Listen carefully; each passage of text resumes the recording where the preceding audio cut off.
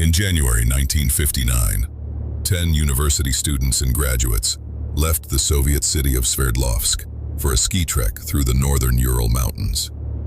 It was a Grade 3 expedition, the highest difficulty rating the Soviet classification system issued. They were experienced. They had done this before. 9 of them would not come back. When searchers finally reached their camp, 5 weeks later, they found a tent on a snow-covered slope. It had been cut open from the inside. Footprints led away down the mountain, some barefoot, some in socks. No struggle, no indication of attack. Just 9 people who had abandoned their shelter in the middle of the night and walked out into minus 30 degrees. The Soviet Union closed the case 4 months later with a verdict of 3 words: compelling natural force. No one has satisfactorily explained what that means. Not then, not now, not in the 65 years since the bodies were found. This is the story of what happened on Dead Mountain. The Ural Polytechnic Institute in Sverdlovsk was one of the finest technical universities in the Soviet Union. In the late 1950s, its hiking and skiing club was among the most active in the country. Students mapped routes through territory that had barely been charted. They spent their winters in the mountains. Igor Dyatlov was 23 years old and in his 5th year of engineering. He had led expeditions before. He was the one who planned the route, filed the paperwork, and checked the equipment twice. His companions trusted him completely. There were 10 of them when they set out on January 23, 1959. Zinaida Kolmogorova, 22, who kept the group diary with careful handwriting. Lyudmila Dubinina, 20 years old, the youngest of them. Rustem Slobodin, a mechanical engineer who played the mandolin. Yuri Doroshenko and Yuri Krivonishenko, close friends, inseparable. Alexander Kolevatov, the quiet one. Nikolai Thibaut Brignol, son of a French political prisoner who had settled in the Soviet Union. And Alexander Zolotarev, 38 years old, a veteran hiker who had joined the group for the first time only weeks before the departure. One member, Yuri Yudin, turned back on January 28th. His knee had been giving him pain since Vizhai, the last village they passed through. He hugged his friends, watched them ski away into the tree line, and went home. He would spend the rest of his life wishing he had gone with them.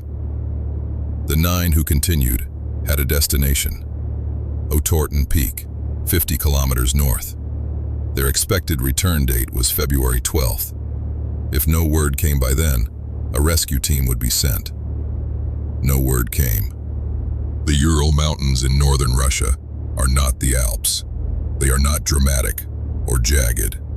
They are old, worn down, horizontal, a long ridge of gray stone and dense forest and frozen river valleys. In winter, they are almost featureless. Wind strips the snow from the ridgelines and packs it hard. The temperature at night drops to 30 below. The group moved well in the first days. The diary entries were cheerful. On January 31st, they reached the high plateau and began the ascent toward the ridge. The plan was to camp on the slope that night and push for Otorten the following day. But the weather turned. A storm came in from the north, reducing visibility to almost nothing. In the whiteout, the group drifted off their intended course.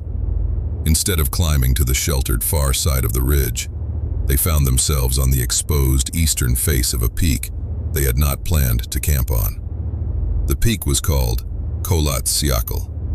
In the Mansi language, spoken by the indigenous people of the region, the name translates as Dead Mountain. It was already dark. They were tired. Going back down in the storm was dangerous. Igor Dyatlov made the practical decision. They would dig in here, on this slope, wait out the storm, and correct their course in the morning. They pitched their tent on the incline, angled it against the wind, and climbed inside. 9 people, their gear, their food, their cameras. The last diary entry, written by multiple members and accompanied by a joke newspaper the group had been writing for themselves, was dated the night of February 1st. It was the last record any of them made. When February 12th passed with no contact, families began to worry. The Institute was slow to act. It was not until February 20th that an official search was dispatched. First volunteer students, then military personnel, then helicopters. On February 26th, one of the student search teams found the tent. It was partly buried in snow and badly damaged. One side had collapsed under the weight of accumulated drift, but the damage to the other side was different. The tent fabric had been cut or torn from the inside. Multiple slashes in the material, large enough to climb through. The rips ran inward, not outward. Something had caused 9 experienced mountaineers to abandon their shelter in the middle of the night, without their boots, without their warm outer gear, in a storm, at 30 degrees below zero, and flee down the open slope. The footprints in the snow showed 8 or 9 people walking calmly, not running. They walked in a line, or in pairs, toward the tree line below. The footprints faded after 500 meters, swallowed by wind and fresh snowfall. At the edge of the forest, searchers found the remains of a small fire. 2 bodies lay beneath a large cedar tree. Yuri Doroshenko and Yuri Krivonishenko. They were in their underwear. Their hands and feet showed signs of frostbite. There were branches broken high up in the cedar, as if someone had climbed it to look for something, or to see something coming. 3 more bodies were found on the slope between the tree and the tent, at intervals of 150 to 300 meters. They appeared to have died walking back toward the camp. They were Igor Dyatlov, Rustem Slobodin, and Zenaida Kolmogorova. 4 members of the group were still missing. The remaining 4 were not found until May 4th, when the spring thaw began to melt the snowpack. They were in a ravine 75 meters from the cedar tree, buried under 4 meters of snow. Lyudmila Dubinina, Alexander Kolevatov, Nikolai Thibaut Brignol, Alexander Zolotarev. And this is where the Dyatlov Pass case stops being a tragedy and becomes something else. The first 5 who died, those found in February, showed no major physical trauma. Their cause of death was hypothermia. They had simply frozen. Terrible, but explicable. 9 people flee a tent in a panic. They are underdressed. They cannot make it back in time. But the 4 in the ravine told a different story. The forensic examiner who conducted the autopsies was a man named Boris Vozrojdeny. He had worked on hundreds of cases. He looked at the bodies from the ravine and wrote something in his report that no one has fully explained since. Thibaut Brignol had a catastrophic fractured skull. Not a surface wound, but a depression fracture consistent with enormous compressive force applied to the head. Dubinina and Zolotarev had massive chest trauma, multiple rib fractures, broken on both sides. Vozrojdeny wrote that the force required to cause these injuries was comparable to a car crash or a pressure wave. There were no external wounds, no bruising on the skin corresponding to the internal damage. Whatever had compressed their chests and fractured their bones had done it without leaving a mark on the surface. Dubinina was also missing her tongue, her eyes, and most of the soft tissue of her face. Zolotarev was missing his eyes. The examiner attributed this to decomposition and the action of meltwater over the months they had been under the snow. Some investigators have never accepted that explanation. There were other details that the Soviet investigation noted and then largely set aside. One of the victims had clothing that showed elevated levels of radioactive contamination when tested. The source was never identified. The investigator who noted it moved on. It became a footnote. Searchers at the scene reported unusual, glowing orange spheres in the sky over the mountains on several nights in February 1959. These reports came independently from the search teams and from weather station observers. They were documented. They were not explained. The tent itself had been set up correctly. The food was still inside, along with most of the equipment. There was no sign that anyone had been pulled out by force. The cuts in the tent fabric were deliberate, made by someone inside, in a hurry, trying to get out. The investigators interviewed the Mansi people of the region. The Mansi knew these mountains. They had lived alongside them for generations. They had names for the peaks that described what the mountains were like. The cold ones, the dead ones, the ones where hunting was poor. Kholat Syakhl was not a place of legend or supernatural warning. It was simply a hill where game did not go. No Mansi had been in the area that night. The tracks confirmed this. The cameras recovered from the tent and from the scene produced developed photographs. Most were mundane. The journey, the camps, the group eating and laughing around fires. One roll of film produced an anomaly. A series of frames showing blurry, overexposed shapes, orange or white circles, taken in the dark from ground level. The circumstances under which those photographs were taken have never been established. Who held the camera? What were they pointing it at? No one knows. The Soviet investigation was led by a prosecutor named Lev Ivanov. He was competent. He was methodical. He interviewed dozens of witnesses, reviewed the autopsy reports, examined the tent and the photographs and the scene. He closed the case in May 1959, 3 months after the bodies were found. His final report attributed the deaths to a compelling natural force. He did not name that force. He did not speculate about it in the official record.